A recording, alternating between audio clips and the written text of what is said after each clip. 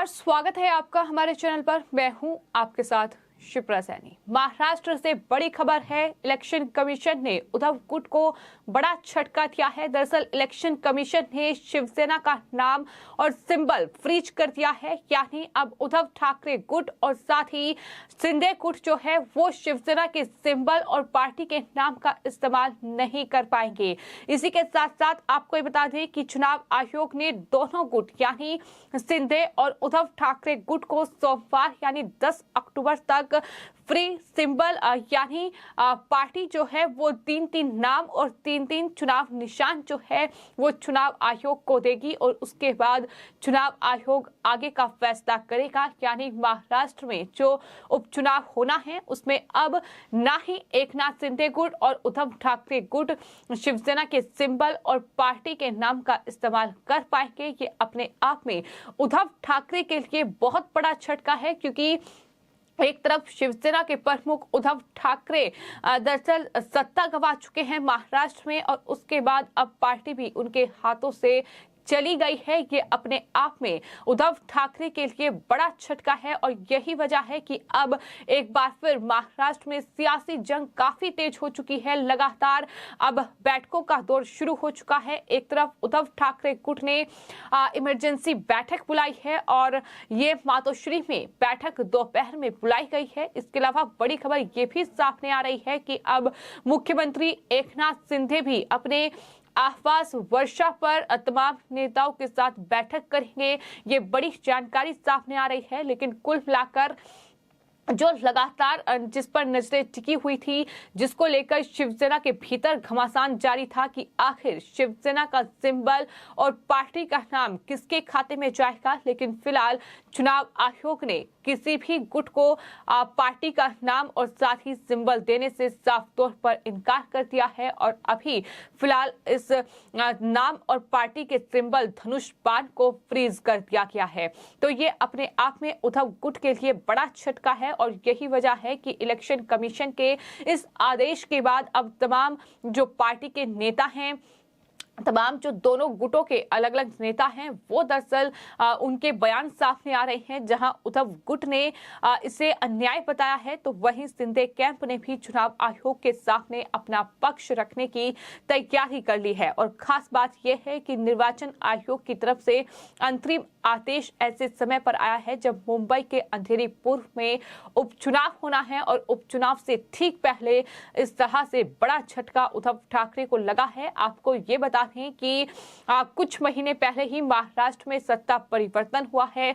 शिवसेना दो धड़ों में बंट गई, जहां एक तरफ एकनाथ शिंदे तो दूसरी तरफ उद्धव ठाकरे, और एकनाथ शिंदे की बगावत ने उद्धव ठाकरे को बड़ा झटका दिया और इस तरह से उनके हाथ से सत्ता चली गई। लेकिन उसके बाद जिस तरह से पार्टी को लेकर घमासान जारी था, अब पार्टी भी उद्धव ठाकरे के हाथों से खिसक चुकी है। वहीं आपको ये बता दें कि जो कि शिवसेना के सांसद हैं अरविंद सावंत, उनकी तरफ से ये कहा गया है कि वो इस पूरे फैसले को चुनाव आयोग के हाईकोर्ट में चुनौती देंगे। इस तरह की तैयारी भी उद्धव गुट की ओर से हो रही है।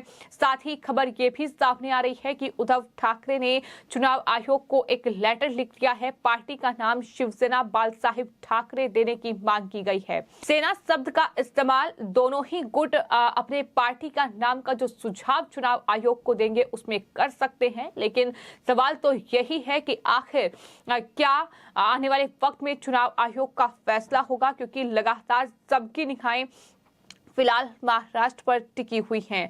और शिवसेना के नेता और पूर्व मंत्री आदित्य ठाकरे ने इलेक्शन कमीशन के आदेश के बाद उद्धव गुट पर जमकर निशाना साधा। उन्होंने ट्वीट किया, खोखे वाले गद्दारों के शिवसेना का नाम और चुनाव चिन्ह फ्रीज कराने की शर्मनाक हरकत की है। उन्होंने कहा कि हम लड़ेंगे और जीतेंगे, हम सच के साथ हैं, सत्यमेव जयते।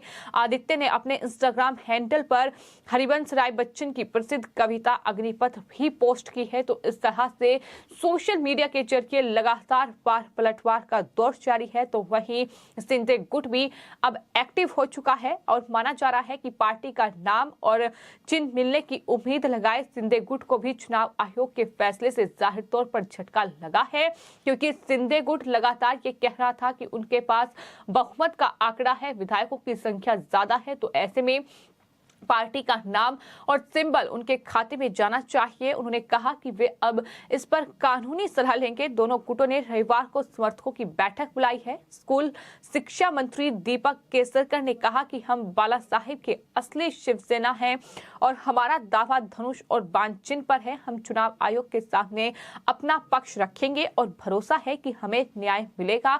उन्होंने साथ ही दावा किया है कि 70% से ज्यादा शिव सैनिक सिंधे के साथ हैं, लेकिन फिलहाल चुनाव आयोग ये नहीं देख रहा है कि आखिर बहुमत का आंकड़ा किसके पास है। फिलहाल इस सिंबल और पार्टी को ही फ्रीज कर दिया गया है, यानी अब नया नाम नए चुनाव चिन्ह के साथ ही इन दोनों ही गुटों को चुनावी मैदान में उतरना होगा।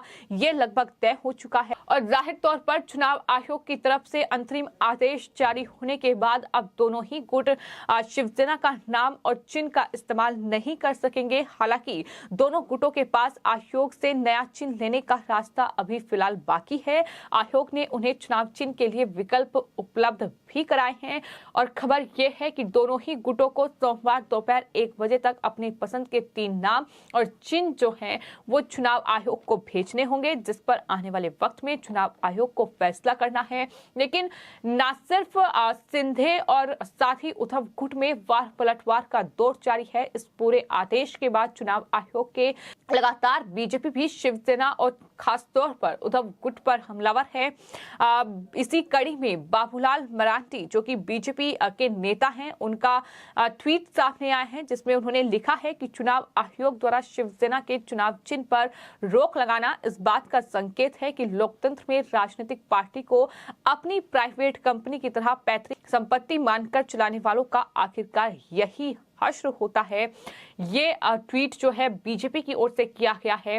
यानी जिस तरह से हमने देखा कि महाराष्ट्र में कहीं ना कहीं शिवसेना खासतौर पर उद्धव ठाकरे की ओर से ये बार बार कहा गया कि दरअसल बच्चा चोर तो सुना है लेकिन अब बाप चोर आ गया है। इस तरीके के शब्दों का इस्तेमाल उद्धव ठाकरे की ओर से एकनाथ शिंदे के लिए किया गया और वहीं एकनाथ शिंदे का ये कहना था कि बाला साहिब ठाकरे के जो विचार पार्टी के लिए थे, जिस एजेंडे पर वो पार्टी को लेकर आगे बढ़ रहे थे, हिंदुत्व का एजेंडा, एनसीपी और कांग्रेस के साथ गठबंधन करके उद्धव ठाकरे ने उस एजेंडे को ही दूर कर दिया और किस तरह से बाला साहेब ठाकरे का अपमान किया गया, ये तमाम बड़े आरोप उद्धव ठाकरे पर लगाए गए। लेकिन कुल मिलाकर आज की तारीख में महाराष्ट्र में एकनाथ शिंदे गुट बीजेपी के साथ मिलकर सत्ता पर काबिज है और चूंकि महाराष्ट्र में आने वाले वक्त में उपचुनाव होना है और यही वजह है कि शिंदे गुट जो है उसने चुनाव आयोग का रुख किया था, जिसमें ये दावा उनकी तरफ से किया गया था कि पार्टी का नाम और सिंबल उनके खाते में जाना चाहिए, क्योंकि वही बाला साहिब के असली शिव सैनिक है। जो बहुमत का आंकड़ा है, जो विधायकों की संख्या है, वो उनके पक्ष में है। लेकिन वहीं उद्धव ठाकरे ने ये कहा था कि दरअसल इस तरह से जो है शिंदे ने खुद पार्टी छोड़ी है, हमने उन्हें पार्टी छोड़ने के लिए मजबूर नहीं किया है, तो वो इस तरह का क्लेम नहीं कर सकते हैं कि पार्टी का सिंबल और पार्टी का नाम उन्हें मिल जाए। तो इस तरह से दोनों ही गुटों की ओर से जो अपना पक्ष है वो चुनाव आयोग में रखा गया। लेकिन उसके बाद चुनाव आयोग ने अब ये फैसला किया है कि शिवसेना का सिंबल और साथ ही पार्टी का नाम दोनों ही गुटों में से फिलहाल किसी को नहीं मिलेगा। आने वाले वक्त में विकल्प दोनों ही गुटों को दे दिए गए हैं। अब देखना ये होगा कि क्या उद्धव गुट जो है चुनाव आयोग के इस फैसले को लेकर हाई कोर्ट में चुनौती देगा या फिर किस तरह से ये पूरा मामला आगे बढ़ेगा। आखिर क्या कुछ सिंबल शिंदे गुट और उद्धव ठाकरे को मिलते हैं। फिलहाल 10 अक्टूबर तक सुझाव जो हैं वो दोनों ही गुटों को चुनाव आयोग में देने होंगे। लेकिन फिलहाल धनुष और बाण जो है वो उद्धव के हाथों से निकल पड़ा है और कहीं ना कहीं पार्टी भी उद्धव के हाथों से चली गई है। सत्ता जाने के साथ साथ तो जाहिर तौर पर ये उद्धव ठाकरे के लिए बहुत बड़ा झटका है। फिलहाल आपकी इस पूरे मामले पर क्या राय है, हमें कमेंट बॉक्स में जरूर लिखें और चैनल को सब्सक्राइब करें। धन्यवाद।